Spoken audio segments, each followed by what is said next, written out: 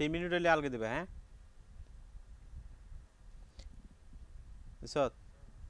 আসসালামু আলাইকুম রহমতুল্লাহি ওবরাকাতু। দেশ এবং বিদেশ থেকে যারা দেখছেন এবং পরবর্তীতে দেখবেন সকলকে মোবারকবাদ জানাচ্ছি। আমরা নিয়মিত নবীজির জীবন সম্পর্কে আলোচনা করে থাকি। আজকে আমরা নবীজির জীবনী থেকে আপনাদেরকে শোনাবো খালি পাত্র ভর্তি হয়ে যাওয়ার একটি ঘটনা। ঘটনাটি হচ্ছে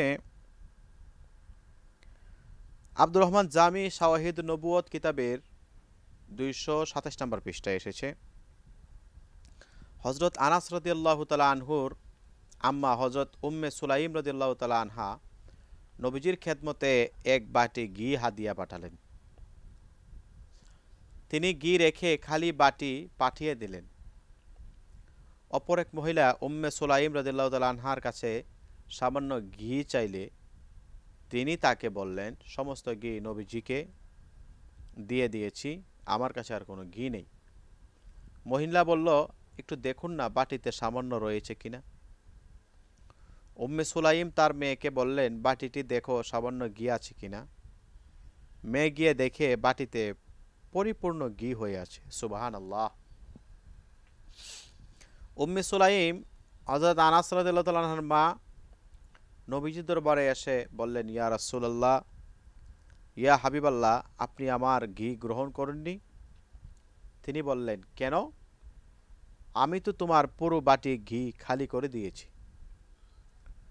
উম্মে সুলাইম বললেন, ইয়া রাসূলুল্লাহ, আল্লাহর কসম,